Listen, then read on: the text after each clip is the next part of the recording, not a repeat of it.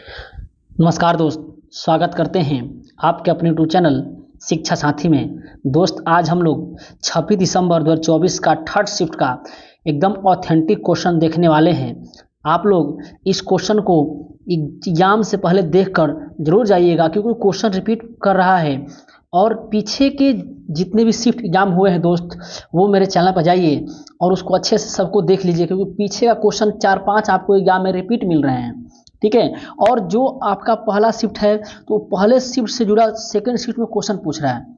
ठीक है, चलिए देखते हैं पहला क्वेश्चन। और जिन दोस्तों का एग्जाम थर्ड शिफ्ट में था, अपना मिला लेंगे कि उनका कितना सही और कितना गलत हो रहा है। चलिए, पहला क्वेश्चन है, लोकसभा के चुनाव में बीजेपी को कुल कितने सीटें मिली? लोकसभा के चुनाव में बीजेपी को कुल कितनी सीटें मिली? तो इसका आंसर होगा 240। इसका आंसर क्या होगा मेरे दोस्त? 240। अगला क्वेश्चन है 2 नंबर, विंटर गेम्स में प्रथम स्थान किसका था? देखिए, यूथ विंटर गेम गुलमर्ग में हुआ था। गुलमर्ग, लेह लद्दाख और जम्मू कश्मीर में हुआ था। तो ये जो है विंटर गेम में प्रथम स्थान कौन आया? तो इंडियन आर्मी प्रथम स्थान आई। ठीक है, इसके बारे में थोड़ा देख लेते हैं। देखिए, खेलो इंडिया विंटर गेम 2024 का ये चौथा संस्करण था। आयोजन कहाँ हुआ? लेह लद्दाख में और गुलमर्ग जम्मू कश्मीर, माने लेह और जम्मू कश्मीर में हुआ इसका आयोजन। इसका शुभांकर क्या था? हिम तेंदुआ दोस्त। और प्रथम स्थान आया था आर्मी, जिसमें 21 पदक।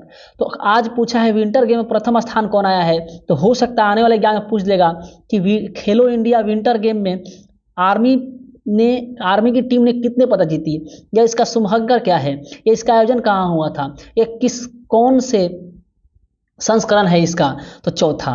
ठीक है, तो आप लोग ये फैक्ट ध्यान रखिएगा। चलिए, और थोड़ा सा यहाँ भी दोस्त जान ले, अगर लोकसभा के चुनाव से बात आया है कि लोकसभा में बीजेपी कितनी सीट जीती है, तो याद रखिएगा कांग्रेस 99 सीट जीती है। ठीक है, उसके बाद 37 सीट सपा जीती है, जो समाजवादी पार्टी, ध्यान रखिएगा। फिर 29 सीट आपका तृणमूल कांग्रेस जीती है। तो ये सब आप फैक्ट जरूर पढ़ करके जाइएगा। चलिए, नेक्स्ट क्वेश्चन आया था, यदि विस्थापन बल के विपरीत दिशा में होता है तो किया गया कार्य क्या होगा? देखिए दोस्त, ये क्वेश्चन आया था सेकंड शिफ्ट में, यदि विस्थापन बल के विपरीत दिशा में हो तो किया गया कार्य कितना होगा। और थर्ड शिफ्ट में आपका ये क्वेश्चन नहीं था। थर्ड शिफ्ट में क्या आया था कि बल 2 मीटर है, सॉरी, विस्थापन 2 मीटर है और बल का मान दिया था 20 न्यूटन, और कह रहा था कि बल के विपरीत दिशा में विस्थापन हो रहा है, तो कार्य कितना होगा? तो 20 दूनी का 40 माइनस 40 जूल इसका राइट आंसर होगा मेरे दोस्त। ये क्वेश्चन आया। देखिए, फर्स्ट शिफ्ट में ये क्वेश्चन पूछ दिया कि दिशा विपरीत दिशा में इसका कार्य क्या ऋणात्मक होगा। अब इस पर न्यूमेरिकल पूछ दिया थर्ड शिफ्ट में। तो दोस्त, आप पीछे के शिफ्ट का जो क्वेश्चन है उसको पढ़कर ही जाइए, क्वेश्चन रिपीट कर रहे हैं। ठीक है, तो इसमें ये क्वेश्चन क्या किया था? ये क्वेश्चन आया था कि विस्थापन 2 मीटर दिया है और जो बल है वो 20 न्यूटन दिया है। विस्थापन 2 मीटर दिया है और बल 20 न्यूटन दिया है, और विस्थापन बल के विपरीत दिशा में हो रहा है। इसका मतलब कार्य ऋणात्मक होगा। ऋणात्मक क्या होगा? 20 गुने -2 बोले तो -40 जूल। नेक्स्ट क्वेश्चन आपके एग्जाम में आया था कि कार्य करने की दर को क्या कहते हैं? तो मेरे दोस्त, कार्य करने की दर को शक्ति कहते हैं, जूल प्रति सेकंड को पावर कहते हैं। ठीक है, आपके एग्जाम में आया था। आपके एग्जाम में एक और क्वेश्चन आया था, खेलो इंडिया यूथ गेम। देखिए, खेलो इंडिया विंटर गेम से पूछा कौन प्रथम स्थान पाया। फिर पूछा खेलो इंडिया यूथ गेम में सबसे ज्यादा मेडल कौन जीता। देखिए दोस्त, खेलो इंडिया यूथ गेम जो है ये तमिलनाडु में हुआ था। कहाँ पे हुआ था? तमिलनाडु में हुआ था। और इसमें महाराष्ट्र ने 158 पदक जीता था। दूसरे स्थान पर तमिलनाडु रहा था। ठीक है, चलिए नेक्स्ट क्वेश्चन आपके एग्जाम में आया था कि भारत की सबसे पहली फिल्म कौन बनी। क्वेश्चन ऐसे आया था कि भारत की सबसे पहली फिल्म 1913 में कौन आई। मतलब कौन सी है? इसका आंसर होगा राजा हरिश्चंद्र। मतलब भारत में 1913 में पहली फिल्म लॉन्च की गई, उसका नाम क्या है? तो राजा हरिश्चंद्र। अब देखिए पहली फिल्म से क्वेश्चन आ चुका है, तो हो सकता है इससे जुड़ा क्वेश्चन आए। अब ध्यान रखिएगा, भारत की पहली बोलती फिल्म आलम आरा, पहली बोलती फिल्म आलम आरा, ये 1931 में आई थी।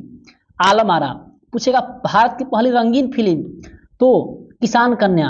भारत की पहली 3D फिल्म तो माय डियर कुट्टी चातन, या ध्यान रखिएगा। नेक्स्ट क्वेश्चन है कि कोशिका की खोज किस वर्ष हुई? तो कोशिका खोज हुई 1665 में। देखिए मेरे दोस्त, ये मृत कोशिका खोज हुआ था। मृत कोशिका खोज हुआ 1665 में, ठीक है। जो किसने किया था? रॉबर्ट हुक ने। ये पेड़ के जो कॉर्क होते हैं ना, छाल, उससे ये खोज किए थे, कोशिका खोज रॉबर्ट हुक ने। एक आता है जीवित कोशिका खोज किसने की? रॉबर्ट हुक ने सबसे पहले कोशिका खोज किया था, लेकिन वो मृत कोशिका था, ठीक है, जो पेड़ के कॉर्क में छाल में मिला था। लेकिन आपसे क्वेश्चन पूछ देगा कि जीवित कोशिका खोज किसने किया? तो जीवित कोशिका खोज 1974 ईस्वी में 1974 लीवेनहॉक ने किया, ठीक है। तो जीवित कोशिका लीवेनहॉक 1974, मृत कोशिका रॉबर्ट हुक 1665। आप ध्यान रखिएगा, आपके एग्जाम में सिर्फ कहेगा कोशिका खोज कब हुई, जीवित मृत नहीं कहेगा, 1665 आंसर होगा, और आपका ऑप्शन में 1665 था। नेक्स्ट क्वेश्चन आया था। देखिए दोस्त, क्वेश्चन का लैंग्वेज कुछ अलग था, लेकिन मैंने इस क्वेश्चन को अपने से क्रिएट किया है, ठीक है। कहा था किसी अवतल दर्पण का वक्रता त्रिज्या 4 सेंटीमीटर है। तो साथ खुद ही बोलिए, वक्रता त्रिज्या 4 सेंटीमीटर है, तो F बराबर R/2 होता है ना। अगर 4 ये है तो F कितना हो जाएगा? 2 हो जाएगा। यानी 4 सेंटीमीटर वक्रता त्रिज्या है, तो फोकस कितना हो जाएगा? 2 मीटर हो जाएगा। अब क्वेश्चन कह रहा है यदि वस्तु को 2 मीटर की दूरी पर रखें, इसका मतलब वस्तु को फोकस पर रखें। किस पर रखें? फोकस पर रखें। तो जब वस्तु को अवतल दर्पण पर फोकस पर रखिएगा तो कह रहा है प्रतिबिंब कहाँ बनेगा? तो आपको मालूम है कि जब अवतल दर्पण में वस्तु को फोकस पर रखा जाता है तो प्रतिबिंब अनंत पर बनता है। तो क्वेश्चन यही पूछा था कि अगर त्रिज्या, वक्रता त्रिज्या 4 है और उस अवतल दर्पण के 2 सेंटीमीटर दूरी पर वस्तु को रखा जाए, 2 सेंटीमीटर का मतलब फोकस दूरी पर रखा जाए, तो उसका प्रतिबिंब कहाँ बनेगा? तो अनंत बनेगा, और अनंत पर रहेगा तो फोकस बनेगा। एक आपके एग्जाम में न्यूमेरिकल आया था कि NaOH प्लस HCl की अभिक्रिया होता क्या बनेगा? तो मेरे ध्यान से मेरे दोस्त, NaCl प्लस H2O बनेगा, लवण तथा जल बनेगा। NaCl प्लस H2O बनेगा।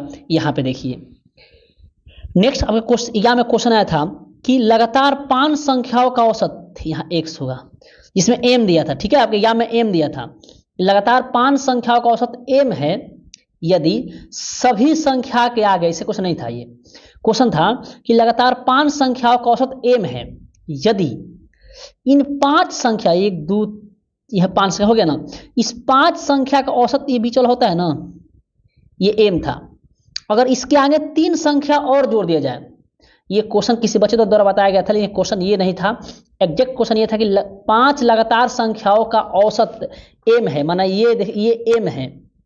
अगर इसके आगे 3 संख्या और लगा दिया जाए, मतलब 1 2 3, तो अब औसत कितना होगा? तो आप खुद, अब औसत क्या होगा? ऑप्शन में दिया था 1 बढ़ेगा, 1 घटेगा, ठीक है, सेम रहेगा, 2 बढ़ेगा, ऐसे दिया था। तो देखिए खुद सब देखिए, यहाँ देखिए, अगर यहाँ पे अब इतनी 8 संख्या का आपको औसत लेना है, तो 1 2 3 इधर से कम कीजिए, 1 2 3 इधर कम कीजिए, यानी बीच में 2 संख्या बच रहा है, इसका मतलब 2 बीच में होगा यहाँ पे ना, यानी औसत हमेशा होगा बीच वाला। तो 3 इधर से कम किए, 3 इधर से कम किए, बीच में बच गया 2, तो बीच में जब 2 बच गया, इसका मतलब दोनों के बीच वाला इसका औसत होगा। तो देखिए एक यहाँ मेन औसत यहाँ था, ये 3 बढ़ा दे तो औसत यहाँ आ गया, इसका मतलब 1 इधर बढ़ा फिर आधा इधर बढ़ा, मतलब 1.5 बढ़ा, तो इसका मतलब इसका नया औसत होगा m प्लस 1.5। कितना अधिक होगा? तो 1.5 अधिक हो। अभी हमारे दोस्त मारे होंगे कि 1.5 औसत बढ़ जाएगा, उनका आंसर एकदम सही है। नेक्स्ट क्वेश्चन आपके एग्जाम में आया था कि पोषण अभियान की शुरुआत किसने की? दोस्त, पोषण अभियान की शुरुआत नरेंद्र मोदी 2018 में राजस्थान के झुंझुनू से करते हैं। पोषण अभियान की शुरुआत झुंझुनू राजस्थान से होता है, और शुरुआत कौन करते हैं? नरेंद्र मोदी। नेक्स्ट क्वेश्चन आया था कि बीज का अंतिम रूप से निषेचन कहाँ होता है।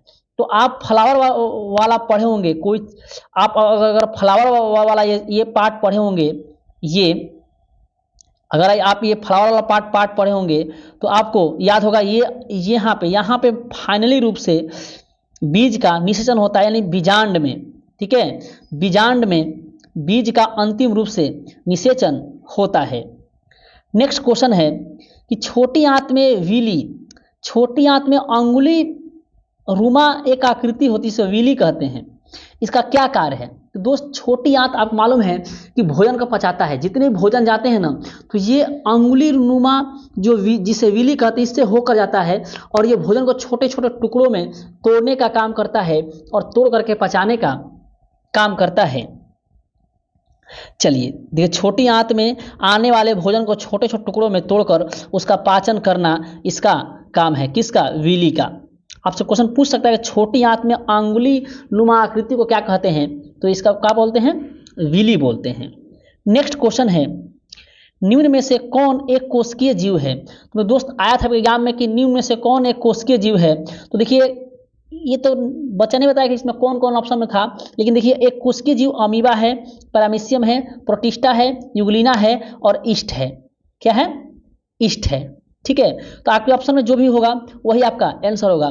ध्यान रखिएगा, हाइड्रा बहुकोशिकीय जीव है। ध्यान रखिएगा, हाइड्रा एक बहुकोशिकीय जीव है, एक कोशिकीय जीव नहीं है। ठीक है, चलिए हाँ, प्लानेरिया पुनः जनन द्वारा प्रजनन करता है। हाइड्रा मुकुलन और पुनः जनन दोनों द्वारा प्रजनन करता है। बहुविखंडन द्वारा पैरामीशियम प्रजनन करता है। आप इस सब बात को ध्यान रखिएगा। अगला एक मैथ से क्वेश्चन आया था कि यदि ए की आय बी की आय से 20% कम है, मतलब ए की जो आय है बी की आय से 20% कम है, इसका मतलब ये 5 है तो ये 4 है। तो कह रहा है बी की आय ए से कितना ज़्यादा आता है। देखिए एक ज़्यादा है, कितना, 4 के रिस्पेक्ट में गुने 100 यानी 25%। इसका आंसर क्या होगा कि बी की आय ए की आय से कितना परसेंट अधिक है, इसका आंसर होगा 25%। ठीक है, चलिए नेक्स्ट क्वेश्चन आया था, इनमें से सबसे कम क्रियाशील धातु कौन सी है। देखिए दोस्त ऐसे आपके ऑप्शन थे, आपको ऑर्डर याद करने पड़ेंगे। एनसीईआरटी में जा करके आप ऑर्डर याद कर लीजिएगा। ऑर्डर होता है potassium, sodium, magnesium, calcium, aluminium, zinc और एफी। मतलब सबसे अभिक्रियाशील पोटेशियम, तब सोडियम, तब मैग्नीशियम, तब कैल्शियम, एल्युमिनियम, जिंक, लोहा। तो ऑप्शन 4 था, कहते सबसे कम क्रियाशील कौन है। तो देखिए ये तीन में से इन सबों में से एक 3 ऑप्शन था और एक एफ ही ऑप्शन था। तो इन्हीं में से 3 ऑप्शन था और एक एफ ही ऑप्शन था। तो देखिए इन सबों से एफ ही सबसे कम अभिक्रियाशील है ना, तो उस क्वेश्चन का आपका राइट आंसर होगा एफ ही, क्योंकि उन चारों में से सबसे कम अभिक्रियाशील लोहा ही था। नेक्स्ट क्वेश्चन है, इनमें से किसमें ऑक्सीकरण अभिक्रिया नहीं होगी। देखिए दोस्त 4 ऑप्शन दिए थे और कहा था निम्न से कौन ऑक्सीकरण अभिक्रिया इसमें नहीं होगा। ठीक है, एक क्वेश्चन दिया था जिंक ऑक्साइड से जिंक प्राप्त करना। ध्यान से देखिए, जिंक ऑक्साइड से जब आप जिंक प्राप्त कीजिएगा, इसका मतलब जिंक ऑक्साइड से O को हटाइएगा। जब जिंक ऑक्साइड से O को हटाइएगा यानी O का ह्रास कीजिएगा, तो ये ऑक्सीकरण अभिक्रिया नहीं कहलाएगा, ये कहलाएगा अवकरण अभिक्रिया। इसका मतलब जिंक ऑक्साइड से जिंक को हटाना एक अवकरण अभिक्रिया है। कहता है इसमें से कौन ऑक्सीकरण अभिक्रिया नहीं है, इसका मतलब अवकरण अभिक्रिया है। इसका आंसर यही होगा। ये ऑक्सीकरण अभिक्रिया का उदाहरण नहीं है, ये अवकरण अभिक्रिया का उदाहरण है। समझ गए आप। तो जिंक ऑक्साइड से जिंक निकालना ये आपका राइट आंसर होगा। नेक्स्ट क्वेश्चन आया था आपके एग्जाम में, कौन से ऊतक में लेटरल एपिकल एवं इंटरकेलरी प्राप्त होते हैं। ध्यान से दोस्त, ये सब चीजें विभुजोतक में होता है। और ध्यान रखिए विभुजोतक में कोई भी रिक्तिका नहीं पाई जाती है, ये भी ध्यान रखिएगा। आपके एग्जाम में क्वेश्चन आया हुआ है। नेक्स्ट क्वेश्चन आया था पीएच स्केल से, क्वेश्चन था कि शायद यही क्वेश्चन था आपके एग्जाम में कि पीएच स्केल में किसका आयाम मिलता है, यानी H+ का आयाम मिलता है। जितना H+ ज्यादा होगा वो उतना अम्लीय होगा, जितना H+ कम होगा उतना कम अम्लीय होगा। पीएच स्केल पर रीडिंग कितना होता है, 0 से 14। 0 से 14। जो अम्लीय होते हैं उनका पीएच मान 7 से कम होता है, ठीक है, 7 से कम होता है। और जो क्षारीय होते हैं उनका पीएच मान 7 से ज़्यादा होता है। यह फैक्ट याद रखिएगा। और पीएच असली खोज सोरेनसन ने किया था 1909 में। चलिए नेक्स्ट क्वेश्चन आपके यहाँ में आया था कि वाष्पीकरण किस में होता है। अब देखिए वाष्पीकरण, अच्छा कोई भी वाष्पीकरण कब होगा, जब वो द्रव अवस्था में होगा। तो आपके ऑप्शन 4 दिए थे, ठोस द्रव, ठोस ठोस, गैस ठोस, एक ऑप्शन था द्रव और प्लाज्मा। देखिए प्लाज्मा थोड़ा सा तरल होता है ना, द्रव तरल होता है ना, तो इन्हीं का ना वाष्पीकरण होगा। इसका राइट आपका आंसर होगा द्रव और प्लाज्मा। अगर आप मारे होंगे तो आपका राइट आंसर यही होगा। अगला क्वेश्चन, निम्न में से निलंबन किससे बनता है। अब ऑप्शन था कि निलंबन का निर्माण किससे होता है। देखिए विलयन में अगर ठोस पदार्थ के छोटे छोटे कण डाल दीजिएगा, मान लीजिए विलयन है और विलयन में ठोस के छोटे कण डाल दीजिएगा और वो दिखेगा, अपनी नंगी आंखों से दिखेगा, तो इसे ही कहते हैं निलंबन। इसका मतलब द्रव में ठोस, यही निलंबन का एग्जाम्पल है। अब देखिए निलंबन को नंगी आंखों से देख सकते हैं, यह प्रकाश का प्रकीर्णन करता है, नहीं यह प्रकाश का प्रकीर्णन करता है, इसे नंगी आंखों से हम लोग देख सकते हैं, इसे निस्यंदन विधि द्वारा अलग करते हैं, इसका ये विशेषता है। नेक्स्ट क्वेश्चन आया था, ऑक्सीजन के क्रियात्मक प्राप्त नहीं है। देखिए ये क्वेश्चन है, ये ऐसा क्वेश्चन नहीं था। क्वेश्चन आया था कि ओजोन का निर्माण कैसे होता है, या ओजोन के बारे में कौन सा कथन सत्य है, ऐसा क्वेश्चन आया था। ओजोन ऑक्सीजन के 2 मॉलिक्यूल से मिलकर बने होते हैं, ऐसे ओजोन जहरीला गैस है, ओजोन जहरीला नहीं है, तो उसका आंसर आपका राइट आंसर होगा ओजोन जहरीला है। ये क्वेश्चन आपके एग्जाम में आया था, ये 23 नंबर क्वेश्चन आया था। जो बच्चा बताया था ये गलत बताया है, तो हालांकि उसको याद नहीं था। मेरे दोस्त गलत क्या बताएगा यार, एग्जाम देने आने के बाद कुछ माइंड काम नहीं करता है, आधे क्वेश्चन याद रहता है, आधे क्वेश्चन नहीं याद रहते हैं। तो ये खुद मैं भी तो एग्जाम दिया हूँ ना, मैं समझ रहा हूँ। तो ओजोन क्या है, ओजोन की क्या विशेषता, ऐसा क्वेश्चन आया था। तो ओजोन एक जहरीला गैस है, ठीक है। हाँ, ऑक्सीजन के 3 मॉलिक्यूल से मिलकर बना है, इसका आंसर सही होगा, लेकिन उसमें दिया था 2 मॉलिक्यूल, तो वो गलत होगा, आपको सही चुनना था। तो ओजोन एक जहरीला पदार्थ है, ठीक है। अगर आपके एग्जाम में क्वेश्चन आया था मेरे दोस्त, एड्स और गोनोरिया यह शब्द कैसे है, मतलब एड्स और गोनोरिया के बारे में आप क्या जानते हो, उसकी विशेषता क्या है। तो देखिए मेरे दोस्त, एड्स और गोनोरिया दोनों के दोनों यौन संचारित रोग हैं, ठीक है, दोनों के दोनों यौन से संचारित होते हैं, ठीक है। आपका यही राइट आंसर होगा। दोस्त मेरा वीडियो आपको अच्छा लग रहा है तो मेरे वीडियो को लाइक कीजिए, सब्सक्राइब कीजिए और हमें दोस्त सपोर्ट कीजिए। और आप मेरे को एग्जाम देकर आने के बाद सही क्वेश्चन इस नंबर पे भेजिए, ताकि मैं सही से आपका सॉल्यूशन करा सकूं। चलिए अगला क्वेश्चन आया था कि अगर चंद्रमा पर आपका भार, देखिए इससे क्वेश्चन बड़ी पूछ रहा है, एकदम मत कहिए कैसे, बहुत आसान क्वेश्चन पूछ रहा है मेरे दोस्त, बस बायो का आप अच्छे से पढ़ के जाइएगा। वजन 60 न्यूटन है, अगर चंद्रमा पर उसका वजन 60 न्यूटन है, तो पृथ्वी पर उसका वजन कितना होगा। तो चंद्रमा का 6 गुना होता है पृथ्वी पर ना, तो 60 का 6 गुना, 6 का 36। यही कहता है कि पृथ्वी पर 60 न्यूटन है, तो चंद्रमा पर कितना होगा। तो चंद्रमा पर 1/6 होता है, यानी 10 न्यूटन हो जाता है, लेकिन चंद्रमा पर दिया है, पूछा है पृथ्वी पर, तो 360 न्यूटन। आप जल्दी चक्कर 10 मत मार दीजिएगा, ठीक है। अगला क्वेश्चन आपके एग्जाम में आया था, यदि किसी छवि का आवर्धन, किसी भी जो छवि है उसका आवर्धन धनात्मक और ऋणात्मक दोनों है। देखिए धनात्मक जब भी रहेगा तो वास्तविक प्रतिबिंब बनेगा, और ऋणात्मक होगा तो आभासी प्रतिबिंब बनेगा। तो छवि कैसा बनेगा, तो दोस्त अगर धनात्मक आएगा तो इसका मतलब प्रतिबिंब वास्तविक है, और ऋणात्मक आएगा तो प्रतिबिंब आभासी है, ठीक है। चलिए नेक्स्ट अगला क्वेश्चन है, धारावाही परिनालिका के अंदर चुंबकीय क्षेत्र कैसा होता है। तो दोस्त कोई भी धारावाही प्रणालिका है, तो इसके अंदर देखिए सारी समांतर रेखा में होती है ना, तो इसके अंदर प्रबल चुंबकीय क्षेत्र होता है और मान होता है, ठीक है। चलिए नेक्स्ट क्वेश्चन है किसी जीव का खंड खंड होकर जनन करना किसका उदाहरण है? इसका उदाहरण है पुनः जनन का, और पुनः जनन से कौन परिणन करता है? प्लानेरिया। नेक्स्ट क्वेश्चन है, मेज पर रखी वस्तु को डी दूरी तक विस्थापित करने के लिए उसी दिशा में बल लगाया गया।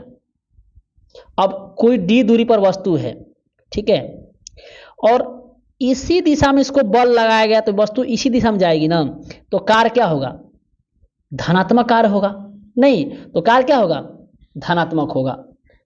नेक्स्ट क्वेश्चन है, विभुजोतक उत्तक की कोशिकाओं में किसकी कमी होती है? तो हम अब बताएं ना, विभुजोतक उत्तक में रिक्तिका नहीं होती है। नेक्स्ट क्वेश्चन आया था कि पानी में घुलने पर क्षार क्या देते हैं? मेरे दोस्त, पानी में क्षार घुलेगा तो OH माइनस आयन देगा, और पानी में अगर अम्ल घुलेगा तो H प्लस आयन देगा। चलिए नेक्स्ट क्वेश्चन है कि जब पर्याप्त यानी उपलब्ध होता है तो रक्षक कोशिकाएं पानी को सोख लेती है। देखिए क्वेश्चन ये है कि किसी कोशिका में किसी कोशिका के चारों तरफ पर्याप्त रूप से पानी उपलब्ध होता है, किसी कोशिका चारों तरफ पर्याप्त रूप से पानी उपलब्ध होता है तो रक्षक कोशिकाएं पानी को सोख लेती है। ये जो कोशिकाएं यहाँ जो इसके झिल्ली है, झिल्ली ये पानी को सोख लेती है रक्षक कोशिका और सोख लेती है और फूल जाती है, तो क्या होगा? तो रक्षक कोशिका एवं रंध्र क्या होगा? जब ये पानी को सोख लेगी अपने तरफ तो रक्षक कोशिका और रंध्र क्या होगा? तो रक्षक कोशिका और जो रंध्र होते हैं उसमें क्या परिवर्तन आएगा? तो देख दोस्त, रक्षक कोशिकाएं फूल जाएंगी और रंध्र खुल जाएंगे। क्या होंगे? रंध्र खुल जाएंगे और रक्षक कोशिकाएं फूल जाएंगे। रंध्र खुलेगा तो पानी अंदर चला जाएगा, जब पानी अंदर चला जाएगा तो रक्षक कोशिकाएं फूल जाएंगी। नेक्स्ट क्वेश्चन है कि निलंबन के बारे में इनमें से कौन सा कथन सही नहीं है? आपके एग्जाम में आया था, निलंबन से क्वेश्चन आया था कि निलंबन के बारे में कौन सा कथन सही नहीं है? इसमें प्रकाश के प्रकीर्णन नहीं होता है। अरे यही तो गलत है मेरे भाई, ये आपका आंसर सही हो जाएगा। आपसे गलत पूछ रहा है, सही नहीं है मतलब कौन गलत है? क्योंकि देखिए प्रकाश का प्रकीर्णन निलंबन में होता है, ठीक है, तो यही आपका राइट आंसर होगा ए, जो गलत है। दूसरा, यह एक विषमांगी मिश्रण है, एकदम है। अगला ऑप्शन है कि वो नंगे अगर देख सकते हैं, एकदम देख सकते हैं। निलंबन के कण नीचे बैठ जाते हैं, हाँ बैठ जाते हैं। इसे निस्यंदन विधि द्वारा अलग करते हैं। चलिए नेक्स्ट क्वेश्चन आपके एग्जाम में आया था, किसी विद्युत कुंडली में, यह कुंडली छूट गया, किसी विद्युत कुंडली में वोल्टेज 4 वोल्ट है, मतलब विभवांतर 4 वोल्ट है, और धारा जो I का मान है वो 2 एम्पियर है, तो कह रहा है प्रतिरोध ज्ञात करें। तो दोस्त ये देखिए ना, ये इस सूत्र बैठा हुआ है, V बराबर I इंटू R। V का मान 4 दिया है, I का मान 2 दिया है, R का मान पूछ रहा है, इसका मतलब R का मान होगा 2 ओम। तो क्या दोस्त 2 ओम। नेक्स्ट क्वेश्चन है, विलयन की वह अवस्था जिसमें अधिक मात्रा नहीं मिलाई जा सकती, माने विलयन की वह अवस्था जिसमें अब उससे ज्यादा अधिक मात्रा उस विलयन में नहीं मिलाई जा सकती, अर्थात वो विलयन संतृप्त है, अब उसमें कुछ नहीं मिला सकते, तो उसे कहते हैं संतृप्त विलयन। ठीक है, निश्चित मात्रा में विलय और विलाय का अनुपात होता है संतृप्त विलयन में। नेक्स्ट क्वेश्चन आपके एग्जाम में आया था, एक पिंड पर 2 न्यूटन का विस्थापन के विपरीत बल लगाया गया। देखिए क्वेश्चन आया था ना कि 20 न्यूटन का बल विस्थापन के विपरीत में लगाया गया, अगर विस्थापन 2 मीटर है तो कार्य क्या होगा? तो मेरे दोस्त वर्क बराबर होता है F इंटू एम। एफ का मान इंटू 100 कॉस थीटा, तो यहाँ थीटा मान 180 हो जाएगा ना, क्योंकि दोनों विपरीत दिशा में लग रहा है ना, इधर से बल इधर से विस्थापन, दोनों लग रहा है विपरीत दिशा में। 180 डिग्री का मान होता है -1, तो 40 गुना 2 माइनस 20 40 है ना, 20 गुना 2 माइनस 1 आ जाएगा -40 जूल। ठीक है, नेक्स्ट क्वेश्चन देखिए, ये हम कुछ फैक्ट मेरे दोस्त लिखे हैं, ये लास्ट इतना है। आपको मेरे को 36 क्वेश्चन मिल पाए हैं जो मैं आपको कराया हूं। अगर ये क्वेश्चन आपको सही है तो आप मिला लीजिएगा, और जिन दोस्तों का आने वाला शिफ्ट में एग्जाम है उसे देख कर जरूर जाइएगा। दोस्त इससे जुड़ा क्वेश्चन पूछ रहा है, चलिए कुछ फैक्ट मैं लिखा हूं। पहली बोलती फिल्म आलम आरा, पहली रंगीन फिल्म किसान कन्या, पहली 3D फिल्म माय डियर कुट्टी चातन। अगर लोकसभा के बारे में देखिए, लोकसभा क्वेश्चन आ रहा है ना, लोकसभा में बीजेपी सीट 240 जीती हुई है, कांग्रेस पार्टी जीती है 99, समाजवादी पार्टी जीती है 37, तृणमूल कांग्रेस 29 जीती है, द्रविड़ मुनेर कड़गम DMK जीती है 22 सीट और तेलुगु देशम पार्टी ये जीती है 16 सीट। तो दोस्त, मेरा वीडियो आपको अच्छा लग रहा है तो मेरे वीडियो को लाइक शेयर जरूर कीजिएगा और हमें सपोर्ट कीजिएगा। और मैं फिर बोल रहा हूँ, जिन भाई का एग्जाम है वो इस नंबर पे हमें क्वेश्चन भेज सकते हैं ताकि मैं सही सही से सॉल्यूशन करा सकूं। चलिए दोस्त, मिलते हैं नेक्स्ट शिफ्ट के एग्जाम में।